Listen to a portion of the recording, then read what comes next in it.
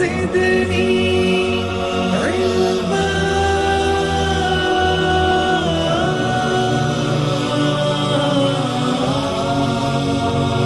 رب زدني علما.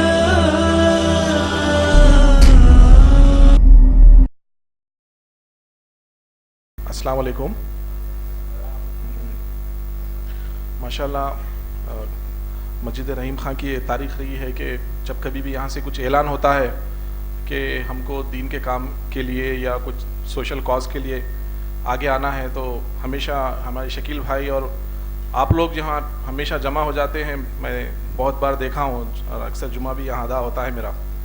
तो देखिए, आज हमारा जो मकसद है यहाँ जमा होने का, वो मकसद है कि अब मौजूदा जो मुल्क में हमारे हालात बन गए हैं एनआरसी को लेकर और सीएए को लेकर, और उसमें हमारा मौक़िफ़ और उसमें हमारा रोल क्या होना चाहिए, इसके बारे में हम आज मालूमात हासिल करेंगे।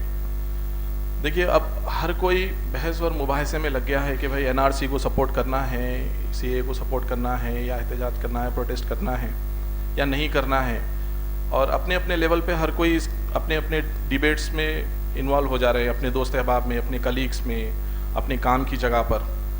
तो आज हमारा जो मकसद है, ये महफिल का मकसद हमारा ये है कि हम वकला और हमारी जमात, हम सब एनआरसी और सीएए के ख़िलाफ़ हैं और हम इसके लिए एहतजाज मरते दम तक करेंगे और इसको ख़त्म होने तक करेंगे। ये हमारा मकसद है। लेकिन जब हम कोई चीज़ का एहतजाज कर रहे हैं, तो वो एहतजाज हम किस बुनियाद पे करेंगे और क्यों करेंगे, उसकी वजह क्या है, हम इसको जानकर, उसको क़ानूनी तरीके से समझकर, और ये हमारे साथ नाइंसाफ़ी है, ये हमारे साथ एक नाइंसाफ़ी है, और कैसे ये अपने हमारे साथ नाइंसाफ़ी है उसको हम समझकर उसका प्रोटेस्ट करेंगे। ऐसा नहीं है कि भाई कोई ऐलान कर दिया कि भाई एनआरसी गलत है, सीएए गलत है, एनपीआर गलत है, अब एहतजाज करना है। अगर कोई आपको आजकल देखिए रोड पे इंटरव्यूज़ हो रहे हैं, कोई भी जर्नलिस्ट आ जाता है, एक माइक लेके पूछता है कि भाई आप क्यों इसकी मुखालिफत कर रहे हैं, इसकी वजह आप बताइए। तो हमारे पास इसका मवाद होना चाहिए कि हम इसकी मुखालिफत क्यों कर रहे हैं, इसकी वजह क्या है, इसमें क़ानूनी क्या गलतियां हैं। ये सब चीज़ें हमको आज की महफिल में हम कोशिश करेंगे इंशाअल्लाह कि आप लोग को हम बता सकें कि एहतजाज करने की वजह और इसको मुखालिफत करने की वजह क्या है इंशाअल्लाह। देखिए, ये सीएए क्या है और एनआरसी क्या है। देखिए, हमारे पास जब मुल्क हमारा आज़ाद हुआ तो हमारे पास कानून बना जिसको इंडियन कॉन्स्टिट्यूशन कहा जाता है, और 1950 26 जनवरी को इम्प्लीमेंट हुआ। और आज़ादी के टाइम पे जब बंटवारा हो रहा था, जब मुल्क के दो हिस्से हो रहे थे, मुसलमान यहाँ पे रहना पसंद किए क्योंकि मुसलमानों का बहुत बड़ा रोल था यहाँ की आज़ादी में और मुल्क की तरक्की में, और मुल्क को बहुत सारा आप अपने पास मॉन्यूमेंट्स देने में और मुल्क को चलाने में बहुत बड़ा रोल था मुसलमानों का। तो यहाँ के मुसलमान यहाँ पे रहना पसंद किए। किस बुनियाद पे पसंद किए? उनको एश्योरेंस दिया गया कि भाई इंडियन कॉन्स्टिट्यूशन जो होगा वो सेक्युलर होगा, वो किसी मज़हब की बुनियाद पे किसी के साथ डिस्क्रिमिनेशन या नाइंसाफ़ी नहीं करेगा। इस एश्योरेंस पे, इस बुनियाद पे हमको जो फंडामेंटल राइट्स दिया गया और हमारे कॉन्स्टिट्यूशन का जो प्रियम्बल बना, हम उस बुनियाद पे हम ये पसंद करें कि हमको हिंदुस्तान में रहना है। हमारे बाप दादा ही पसंद करें, उनका ये फैसला था। और आज भी हमारा रोल मुल्क की तरक्की में लगे हुआ है। मुसलमानों, आज भी मुसलमान मुल्क की तरक्की में अपनी जान भी दे रहे हैं बॉर्डर पर, और साइंस में, इंजीनियरिंग में, हर वो जो भी फील्ड है, वकालत हो, डॉक्टरी हो, मेडिसिन हो, हर चीज़ में शाना बशाना चल रहे मुसलमान और मुल्क की तरक्की में अपना रोल अदा कर रहे हैं। ऐसा नहीं है कि मुसलमान सिर्फ मुल्क को नुकसान ही पहुंचा रहे। एपीजे अब्दुल कलाम, मौलाना अबुल कलाम आज़ाद, बहुत सारे साइंटिस्ट हैं, बहुत सारे मैथमेटिशियंस हैं, बहुत सारे लोग हैं जो हमारे मुल्क की तरक्की में और मुल्क को आगे ले जाने में हमारा रोल आज भी है। पहले हमारे बाप दादा का रोल था, आज हमारा रोल है। तो अब ये जो हमको जो परेशान किया जा रहा है, सिटीजनशिप एक्ट लाकर एक सवाल उठाया गया है कि भाई 70 साल हो गए हैं आज़ादी को होकर, 70 साल के बाद आपको आपकी शहरियत का सबूत पूछा जा रहा है। तो ये क्या सही है? सवाल ये उठता है, क्या हुकूमत को ये इख्तियार है कि क्या वो हमको ये सवाल कर सके। देखिए, एनआरसी का जो मसला था वो आसाम का था बेसिकली, इसीलिए था क्योंकि वो बॉर्डरिंग स्टेट है और वहाँ पे एक बहुत बड़ा मसला हुआ था पड़ोसी मुल्क में। तो वहाँ से कुछ लोग अपनी जान बचाने के लिए और अपने जानो माल की हिफाजत के लिए वो लोग वहाँ से एंटर हो गए थे। वो लोग कई साल यहाँ पे गुजारे, रह रहे हैं, नहीं रह रहे हैं, वो एक अलग इशू है। तो वो लोग यहाँ पे घुस गए थे, तो वहाँ के लोगों को परेशानी हो गई कि भाई बहुत सारे लोग बाजू के मुल्क से आ गए हैं और हमारे को हुकूक नहीं मिल रहे हैं। तो ये चीज़ को फिल्टर करना ज़रूरी है कि हिंदुस्तानी कौन है, बांग्लादेशी कौन है, इमिग्रेंट्स कौन है, घुसपैठिया कौन है। उसके लिए सुप्रीम कोर्ट से एक मॉनिटरिंग कमेटी अपॉइंट की गई और एक एनआरसी का एक 5 साल का ड्राइव चलाया गया। 5 साल के ड्राइव के बाद ये डेटा सामने आया कि नेशनल रजिस्टर में से 19 लाख लोग बाहर हो गए, ऑलमोस्ट 19 लाख लोग बाहर हो गए। अब हुकूमत ये सोच रही थी कि वो 19 लाख लोग पूरे बांग्लादेशी होंगे, शायद मुसलमान होंगे, क्या होंगे पता नहीं, लेकिन उसमें हुआ ये कि 14 लाख गैर मुस्लिम बाहर हो गए रजिस्टर से और 5 लाख मुसलमान लोग बाहर हो गए। अब हुकूमत से एक ऐसा हो गया, एक ब्लंडर के जैसा हो गया। हुकूमत परेशानी में आ गई कि अब ये जो 14 लोग बाहर आ गए, 14 लाख लोग जो बाहर आ गए, उनको कैसा हमको फिर अंदर लेना है और इनको फिर अपना वोटर बनाना है और फिर अपनी हुकूमत चलाना है। तो एनआरसी के बाद ये CCAA का जो सिटीजनशिप अमेंडमेंट एक्ट है, इसको अमल में लाए वो लोग। इसीलिए लाए कि वो 14 लाख लोग को फिर रजिस्टर में लाना है, अपना वोटर बनाना है, अपनी हुकूमत चलाना है। अगर एनआरसी में शायद हो सकता है कि पूरे मुसलमान लोग बाहर हो जाते तो CAA वजूद में ही नहीं आता, शायद हो सकता, क्योंकि उनके लोग भी आ गए हैं तो अब उनको खुश करना है, उनको अपीस करना है, अपने वोटर को पकड़ के रखना है। वो हिसाब में CAA की बुनियाद डाली गई। ये मेरा अपना पर्सनल ओपिनियन है, मेरा मानना है। तो भाई अब हम जो एडवोकेट्स है, हमारी जो लीगल फर्टिनिटी है, अब हमारा ये मुताल्ला है कि भाई जब हिंदुस्तान बना, कॉन्स्टिट्यूशन बना, तो कॉन्स्टिट्यूशन के साथ साथ इंडियन सिटीजनशिप एक्ट भी बना। ऐसा नहीं है कि हमारे पास पहले से सिटीजनशिप का कोई एक्ट ही नहीं था। हमारे पास 1955 में ही सिटीजनशिप एक्ट बन गया था और कौन सिटीजन है, क्या बुनियाद पे वो सिटीजन बनेगा, और कोई बाहर के मुल्क से अगर हिंदू आएगा, मुस्लिम आएगा, जो भी आएगा, अगर उन्हें सिटीजनशिप इंडिया की चाह रहा तो उसका क्या क्राइटेरिया रहेगा, हर वो चीज़। देखिए, ये कोई नया कानून नहीं है, ऐसा नहीं है कि ये नया मसला है, अब नया कानून बनना है, ऐसा कुछ भी नहीं है। ये कानून हर मुल्क में है, सिटीजनशिप एक्ट हर मुल्क में है। दुनिया में जितने मुमालिक हैं, हर मुल्क में अपना अपना उनके पास सिटीजनशिप एक्ट है। हिंदुस्तान के पास भी है, 1955 से, और 1955 से वो एक्ट में हर चीज़ क्लियरली मेंशन की गई है कि भाई जो आदमी 1950 से 1987 के दरमियान में पैदा होगा वो बाई बर्थ हिंदुस्तानी होगा। 87 के बाद से 2004 तक जो शख्स पैदा होगा वो अपने माँ बाप अगर शहरी होंगे तो वो भी शहरी होगा बाई डिसेंट। और उसके बाद फिर आपको रजिस्ट्रेशन है, अगर कोई रजिस्ट्रेशन करवाना चाह रहा 12 साल के बाद रजिस्ट्रेशन करवा सकता है यहाँ पे रहने के बाद। रेफ्यूजी है, रेफ्यूजियों को भी किस तरीके से सिटीजनशिप पूछ सकता है रेफ्यूजी, उसके लिए भी कानून है। तो ये अब जरूरत क्यों पड़ी, ये एनआरसी को और CAA को लाने की जरूरत क्यों पड़ी, ये सबसे अहम मसला है। और ये जो CAA लाए, क्या ये कॉन्स्टिट्यूशन के जो प्रियम्बल है, क्या उसकी स्पिरिट है, उसको बाकी रखते हुए लाए या नहीं लाए, वो देखना है। देखिए, जब कभी भी कोई कानून बनता है, बिल, एक्ट जिसको हम बोलते हैं, अब उर्दू में हम कानून बोलेंगे, जब भी कोई कानून बनता है, वो कानून को बनाने की सबसे बड़ी वजह होना चाहिए, उसकी मांग होना चाहिए। जैसा कि अब हमारे पास थोड़े दिन पहले जो कानून बने, उसमें बना, देखिए, निर्भया एक्ट बना। औरत के साथ जुल्म हो रहा, लड़कियों के साथ जुल्म हो रहा, यहाँ पे वुमेन की सेफ्टी नहीं है, वीमेन की सेफ्टी नहीं है। सेफ्टी को बढ़ाना है, कानून को सख्त करना है, इनको नॉन बेलेबल करना है, इनको फांसी की सज़ा होना है, इनको कड़ी से कड़ी सज़ा होना है। तो उस हिसाब से क्या हुआ, निर्भया एक्ट बनाया गया। उसके बाद उससे पहले हमारे पास डोमेस्टिक वायलेंस एक्ट बनाया गया। जो शादीशुदा लड़कियां, जो बहुएं घरों में रहती हैं, उनके हस्बैंड, उनके ससुराल के जो लोग हैं, उनके साथ उनको डोमेस्टिक वायलेंस कर रहे हैं, तो वो डोमेस्टिक वायलेंस को कैसा रोका जाए। 498A ऑलरेडी था हमारे पास, क्रुएल्टी और हैरासमेंट का केस, डाउरी का केस पहले से ही था हमारे पास IPC में। उसके बावजूद भी और मजीद जरूरत पड़ी कि भाई डोमेस्टिक वायलेंस जो घर के अंदर हो रहा है उसको कैसा रोके, उसको रोकने के लिए फिर डीवीसी एक्ट बनाया गया, डोमेस्टिक वायलेंस एक्ट बनाया गया। वो एक सेपरेट कानून पास हुआ, उसका बिल पास हुआ, वो तमाम मुल्क में इसको नाफिज किया गया। वो एक वेलकम मूव था। देखिए, जो सोसाइटी के लिए अब जो चीज़ नासूर बन गई है उसको ख़त्म करने के लिए, उसको रोकने के लिए अगर कोई कानून बन रहा तो हर कोई उसको एक्सेप्ट करेगा और वो कॉन्स्टिट्यूशन के हुदूद में रहकर बनाया जाएगा, उसको एक्सेप्ट करेंगे, हम वेलकम करेंगे। कोई प्रोटेस्ट आज तक नहीं हुआ कोई कानून के ऊपर। ये पहली बार CAA के ऊपर प्रोटेस्ट हो रहा है पूरे हिंदुस्तान में। क्यों हो रहा है? उसकी वजह देखिए, उसकी वजह क्या है? हमारा कॉन्स्टिट्यूशन ये बोलता है, डिबेट का सबसे अहम पॉइंट है ये, किसी से भी आप अगर बहस करेंगे तो सबसे पहले आप ये बोलेंगे कि हमारा कॉन्स्टिट्यूशन ये बोलता है कि जब पार्लियामेंट कोई नया कानून बनाएगा तो वो कानून फंडामेंटल राइट्स को वायलेट नहीं करेगा।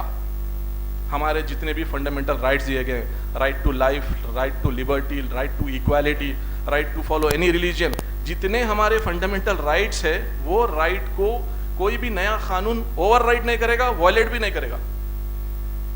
तो अब ये जो CAA है ये क्यों वायलेट कर रहा है हमारा कानून, हमारे फंडामेंटल राइट को? हमारा फंडामेंटल राइट जो है आर्टिकल 14 बोलता है राइट टू इक्वालिटी। सब कानून की नजर में एक हैं, हिंदू, मुस्लिम, सिख, ईसाई, जैन, कोई भी रहने दो, हर कोई कानून की नजर में एक है। जब कानून की नजर में एक है तो फिर कानून जो बनना है वो सबके लिए बनना है। अब सबके लिए जो कानून बनना है तो अब ये जो CAA बना, CAA में वो लोग ये अमेंडमेंट लाए हैं कि जितने भी हिंदू, सिख, जैन, बौद्ध, क्रिश्चियंस, ये जो भी नेशनल रजिस्ट्रार के बाहर हो जाएंगे उनको जो है सो उनकी मजहब की बुनियाद पे, उनको मजहब की बुनियाद पे रजिस्टर में इंक्लूड किया जाएगा, सिवाय मुसलमानों के। ये जो एक्ट है इसमें मुसलमानों के साथ खुला डिस्क्रिमिनेशन, मुसलमानों को एक्सक्लूड करके ये कानून बनाया जा रहा है। तो ये पहला ऐसा कानून है जो मुसलमानों के साथ डिस्क्रिमिनेशन हो रहा है, उनके साथ नाइंसाफी खुली है।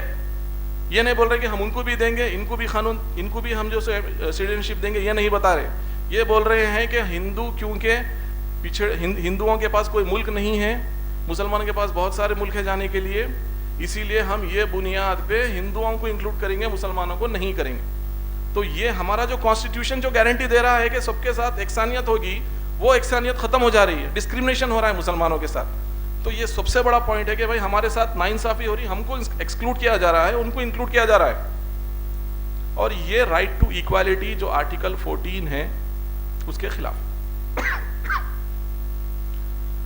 तो अब कुछ लोग आपको बहस में बोलेंगे कि भाई आर्टिकल 14 अगर राइट टू इक्वालिटी, अगर सबको इक्वल देखना है तो फिर औरतों के लिए रिजर्वेशन क्यों है, SC STs के लिए, बैकवर्ड क्लास के रिजर्वेशन क्यों है, उनको प्रिविलेजेस क्यों हैं, उनको एजुकेशन में, जॉब्स में, उनको हर जगह क्यों प्रिविलेजेस है?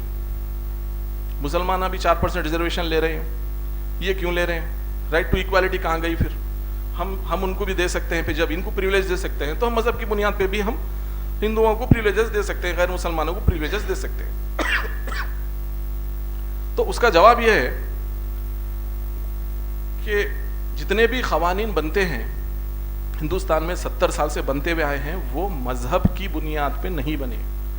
जो भी रिजर्वेशंस, जो भी प्रिविलेजेस, चाहे औरत हो, चाहे बैकवर्ड क्लास हो, चाहे ट्राइबल्स हो, जिस किसी को भी दिए गए हैं, वो उनके पिछड़ेपन पर, उनके बैकवर्डनेस पर, उनकी इलिटरेसी के ऊपर।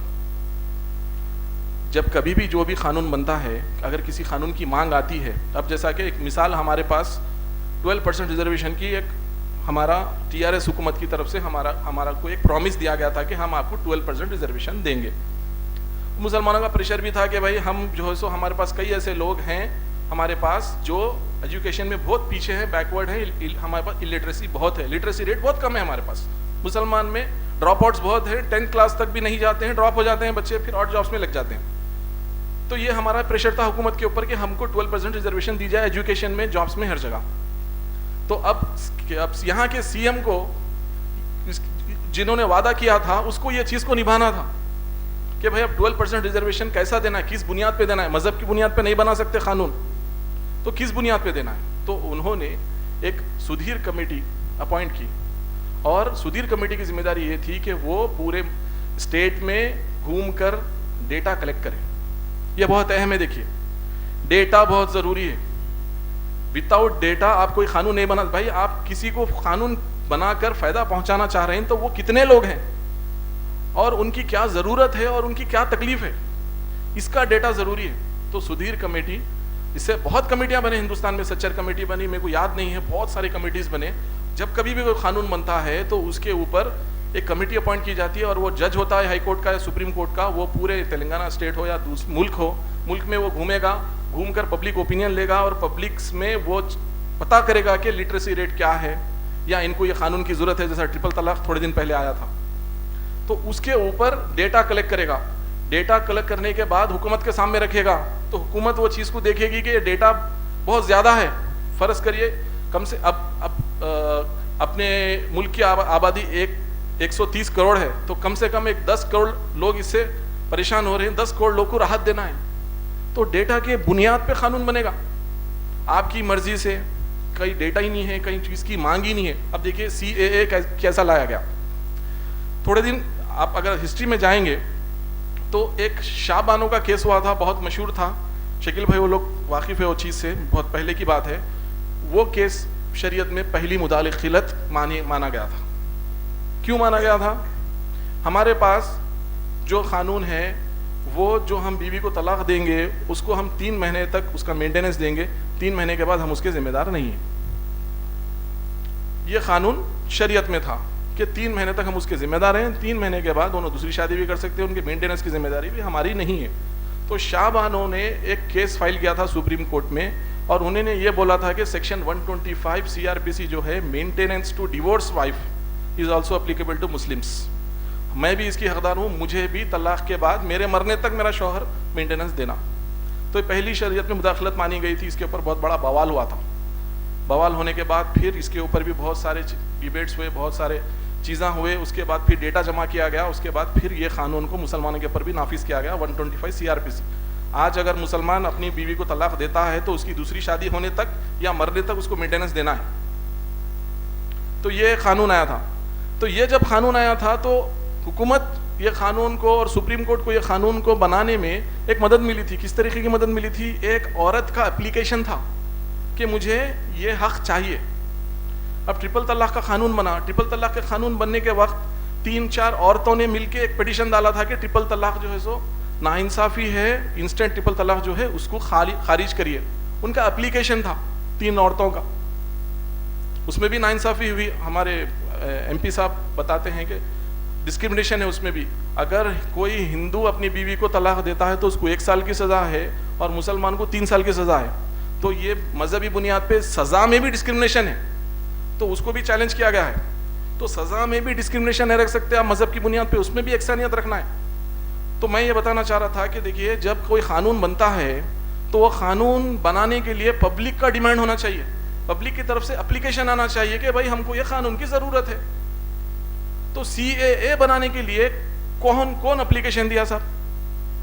कितने एप्लीकेशन आए, कितने करोड़ लोग मुतासिर है ये चीज़ से। वो लोग बोल रहे कि भाई शरणार्थी जो आए, रेफ्यूजीज जो आए, वो बहुत 70 साल से वो इंतज़ार कर रहे हैं कि हमको सिटीजनशिप मिले। तो भाई 70 साल से कितने लोग सिटीजनशिप के लिए बेकरार है, बेचैन है, उनका डेटा क्या है? कोई भी, ना अमित शाह के पास उसका डेटा है, ना कोई मिनिस्ट्री के पास उसका डेटा है। कोई बता ही नहीं सकता कि भाई कितने लोग को आप सिटीजनशिप देने वाले हैं। कोई डिमांड नहीं है। अच्छा, कहीं पर भी कोई प्रोटेस्ट भी नहीं हुआ। कोई शरणार्थी, कोई रेफ्यूजी प्रोटेस्ट नहीं किया कहीं बैठ के, कोई धरना चौक पे, कोई जंतर मंतर पे कि भाई हम 100 आदमी है, हमको सिटीजनशिप दो। कोई आदमी नहीं बैठा। जबकि हाल में आप देखें तेलंगाना में 52 दिन तेलंगाना के RTC के एम्प्लॉयज जो है सो एक मुतालबा करे कि हमको जो है सो नौकरी परमानेंट करो। 52 दिन में 5 लोग मर गए। इतना डिमांड था, इतना प्रेशर था हुकूमत के ऊपर, उसके बावजूद हुकूमत उसको ईजीली और नहीं मानी उनके शर्त को। इतना डिमांड रहने के बावजूद तो क्या CAA के लिए इतना डिमांड आया, इतना प्रेशर आया गवर्नमेंट के ऊपर? कोई प्रेशर नहीं आया। गवर्नमेंट खुद से इनिशिएटिव लेके अपने आप से सुमोटो, जो चीज़ की हुकूमत को, जो चीज़ की मुल्क को ज़रूरत ही नहीं है, जो चीज़ की शहरियों को ज़रूरत ही नहीं है, वो उनके ऊपर लाके थोप दिए। अच्छा, लाके थोप दिए तो थोप दिए, उसमें क्लैरिटी नहीं है। सबसे बड़ी उसमें वैक्यूम जो है, सबसे बड़ा उसमें मसला ये है कि भाई सिटीजनशिप की बुनियाद क्या रहेंगी? पासपोर्ट रहेगा, वोटर आईडी रहेंगी, आधार रहेगा, पैन कार्ड रहेगा, बर्थ सर्टिफिकेट रहेगा, कोई चीज की क्लैरिटी नहीं है। अगर आप कोई चीज की क्लैरिटी बता देते कि भाई आपका पासपोर्ट है आपके पास, आधार है आपके पास, तो आप बच गए। तो हाँ, कम से कम यहाँ का शहरी जो है सो एक सुकून की नींद तो सो सकता। हर किसी की नींद खराब कर दी है। मेरे को डेली कम से कम 4 से 5 कॉल आ रहे हैं, बोर्ड देखकर कॉल कर रहे हैं, साहब हमारा नाम में प्रॉब्लम है, डेट ऑफ बर्थ में प्रॉब्लम है, हमारा जो है सो गजट नोटिफिकेशन निकालना है, हमारे पेपर सही करना है। हर कोई परेशान है, परेशान करके छोड़ दिए मुसलमान को खास तौर पे। तो हम जो मुखालिफत कर रहे हैं, हमारा बोलना ये है कि भाई जब जो कानून की ज़रूरत ही नहीं थी, आपके पास डेटा नहीं है, आपके पास एक 50,000 एप्लीकेशन नहीं है, 5,000 एप्लीकेशन नहीं है आपके पास, हमको सिटीजनशिप दो बोल के आप बता ही नहीं सकते डेटा। ना कोई सुप्रीम कोर्ट में PIL फाइल हुआ, ना हाई कोर्ट में कोई अर्जी आई कि हमको यहाँ पे सिटीजनशिप दो, और ना कोई मीडिया रिपोर्ट करा। कोई मीडिया ये रिपोर्ट नहीं करा कि यहाँ के शरणार्थियों के साथ नाइंसाफ़ी हो रही, या पाकिस्तान के हिंदुओं के साथ, या अफगानिस्तान के या बांग्लादेश के हिंदुओं के साथ वहाँ पे बहुत बड़ी जुल्म हो रहा, जेनोसाइड हो रहा। कोई मीडिया की रिपोर्ट नहीं है। जबकि रोहिंग्या के साथ इतना बड़ा जेनोसाइड हो गया, हम 3-4 साल से हम देखे।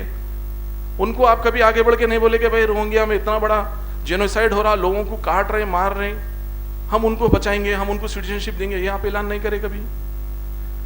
जो चीज मीडिया में इतनी ज्यादा आई और आज जो यूनाइटेड नेशंस में भी मुद्दा बने हुआ है, वो चीज को आप नजरअंदाज करें, और जो चीज का आपके पास एप्लीकेशन ही नहीं है, वो चीज को लाकर आप थोप रहे। तो ये है मसला हमारा ये है कि भाई सिटीजनशिप अमेंडमेंट एक्ट जो है वो डिस्क्रिमिनेशन कर रहा है, मुसलमान को बाहर निकाल रहा है, हिंदू को अंदर ले रहा है। मजहब की बुनियाद पे कोई किस्म का डिस्क्रिमिनेशन नहीं कर सकते। आप कोई स्पेशल प्रिविलेज देना चाह रहे हैं तो उसका डेटा होना चाहिए, और मजहब की बुनियाद पे नहीं दे सकते आप उनके बैकवर्डनेस पे, उनके पिछड़ेपन पर। वो भी राइट टू इक्वालिटी का ही एक मकसद है कि भाई पिछड़े लोग हैं, आपके साथ नहीं चल सक रहे, शाना बशाना नहीं चल सक रहे, उनको आप स्पेशल प्रिविलेज देके अपने साथ करना है। राइट टू इक्वालिटी का जो स्पिरिट है उसके लिए उनको हम प्रिविलेज दे रहे हैं। औरतें पिछड़े हो गए, औरतों के लिए रिजर्वेशन किस लिए रखे हैं भाई? औरतों का जो है सो कई जो है सो फील्ड्स में उनका जो है सो रिप्रेजेंटेशन बहुत कम है। अरे भाई आप भी आगे आइए, आप भी शाना बशाना चलिए, आप भी हमारे इंसानियत में रहना है, इसीलिए उनको प्रिविलेज दिया गया।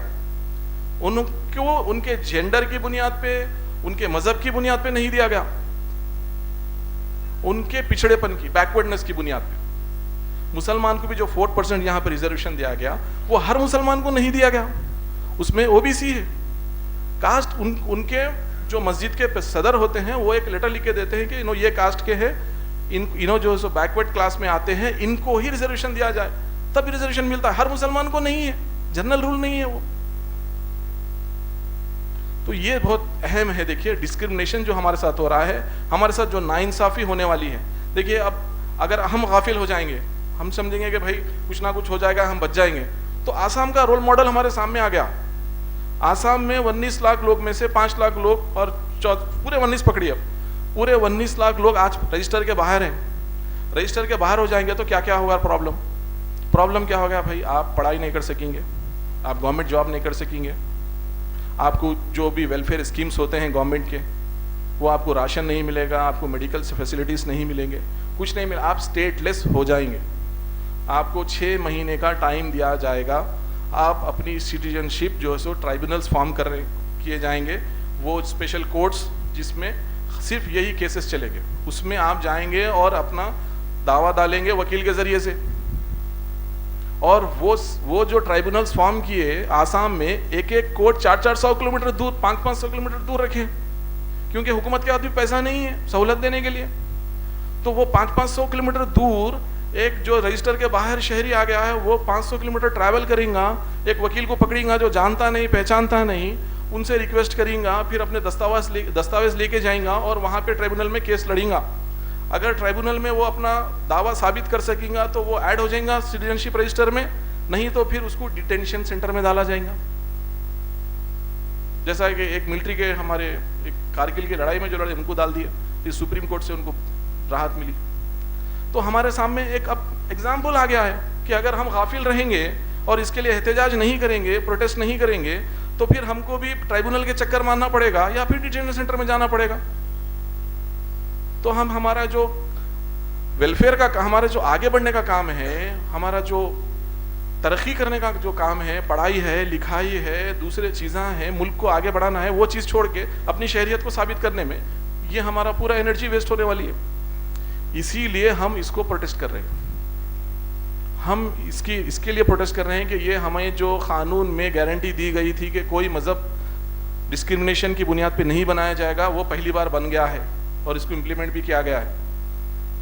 और इसके ये किस बुनियाद पे इसको डिसाइड किया जाएगा, क्या डॉक्यूमेंट की बुनियाद पे, वो क्लैरिटी नहीं दे रहे हैं हमको। और सबसे बड़ी मायूसी में मुझे जब हुई, जब सुप्रीम कोर्ट में 20 के ऊपर PIL फाइल हुए।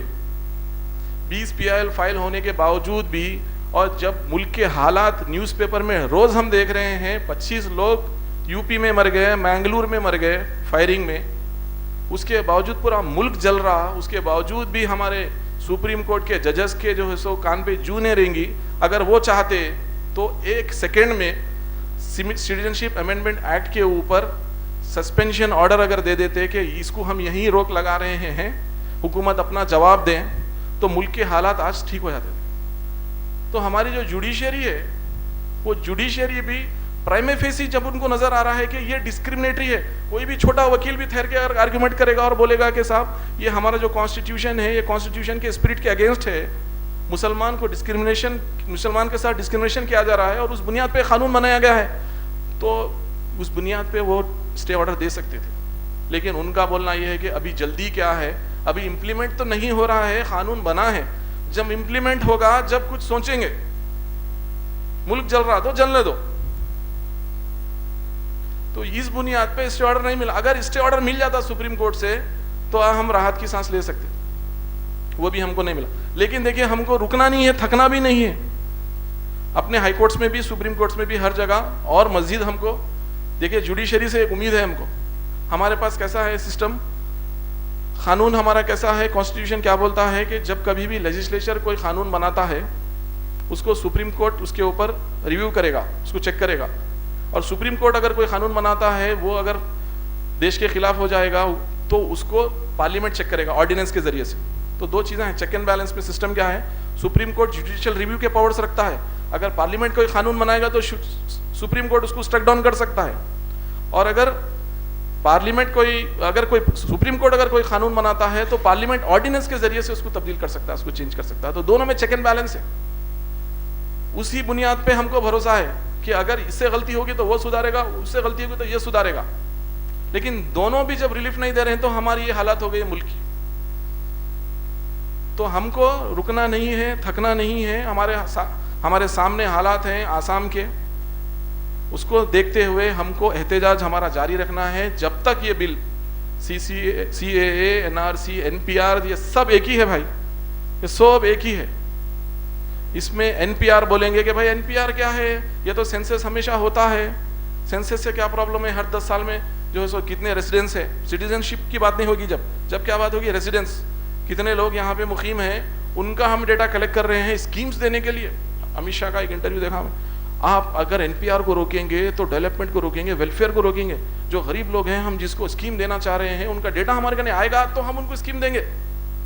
अब डेटा की बात आ गई, अब उन्होंने बोल रहे हैं डेटा आना हमारे पास जरूरी है। डेटा आएगा NPR के जरिए से तो हम जो है सो वेलफेयर स्कीम्स को जो है हम लॉन्च करेंगे। भाई आप हमको ये बताओ कि रेफ्यूजी शरणार्थी जो बोल रहे हैं उनका डेटा कितना है आपके पास, हमको नहीं बता रहे हैं हम डेटा, और आप बोल रहे हैं NPR के जरिए से हमको डेटा लेना है। NPR में भी अमेंडमेंट कर दिया आप। जब पहले सेंसस होता था, सेंसस में कोई ऐसा कानून नहीं था कि कोई सिटीजन, कोई रेजिडेंस के ऊपर आप शक व शुबा जाहिर करें। अब NPR में जो रजिस्ट्रार होगा, हर स्टेट लेवल पे एक रजिस्ट्रार होगा, फिर उसके नीचे मातहतीन होंगे। वो मातहतीन हर एक के घर पे घूमेंगे, घूमकर जो आदमी के पेपर्स, वो लोग, उनको एक ट्रेनिंग दी जाएगी। उसके बाद उनके वो पेपर्स वो लोग वेरीफाई करेंगे, और किसी के ऊपर शक आएगा तो वो डाउटफुल लिख देंगे उसके ऊपर। वो डाउटफुल का डेटा फिर NRC का जो है सो जरिया बनेगा। वो कितने लाख को डाउटफुल लिखेंगे वो भरोसा नहीं है। तो NPR, CAA, NRC ये सब एक ही है। और इलेक्शन के लिए अब कोई मुद्दा नहीं है, गवर्नमेंट को फेल्यूर के लिए कोई मुद्दा नहीं है। इकोनॉमिक इतनी बर्बाद हो गई हमारी, जॉब्स चले गए, एजुकेशन चले गया, इंडस्ट्रीज बर्बाद हो गए पूरे। अब मुल्क में कोई चीज़ सही है नहीं, उसको कैसा छुपाना है, कैसा दबाना है, पूरी आवाम को परेशान करके छोड़ दो आप, उनके सिटीजनशिप के ऊपर ही बात लाओ। और अब नया अब मेरा डिस्कशन हो रहा था मेरे कुछ दोस्त अहबाब से, तो मैं बोल रहा था कि भाई अब नया मुद्दा क्या रहेगा इलेक्शन का, बाबरी मस्जिद तो ख़त्म हो गई, कश्मीर भी 370 हो गया, ख़त्म हो गया, अब क्या है? तो वही बोल रहे थे कि भाई अब मुद्दा यही है, NRC लाएंगे, CAA लाएंगे, अब जो से जितने 5 साल 10 साल इलेक्शन चलेगा अब यही मुद्दे पे चलेगा। तो ये मुद्दे को बर्खास्त करने के लिए हमको आगे आना है, हमको एहतजाज करना है, हमको रोड पे भी आना है, कोर्ट में भी जाना है, और हमें इत्तेहाद भी रखना है। मुसलमानों में इत्तेहाद भी बहुत ज़रूरी है, और अल्लाह से दुआ भी करना है, और हमको कुरान में अल्लाह ताला ऐसी सिचुएशन का क्या हल बताए हैं उससे इंशाअल्लाह हमारे उलेमा लोग वाकिफ़ करेंगे, उसको भी फॉलो करना है हमको। तो ये कुछ चीज़ें थी, तमाम चीज़ें तो बता नहीं सकते, तो आप लोग को जो भी कानूनी इसमें डाउट है वो आप लोग नोट डाउन करिए या आप लोग सवाल करिए, इंशाल्लाह सवाल जवाब में और कुछ चीज़ों के ऊपर क्लैरिटी है तो वो चीज़ों की क्लैरिटी ले लेंगे इंशाल्लाह। जज़ाकल्लाह।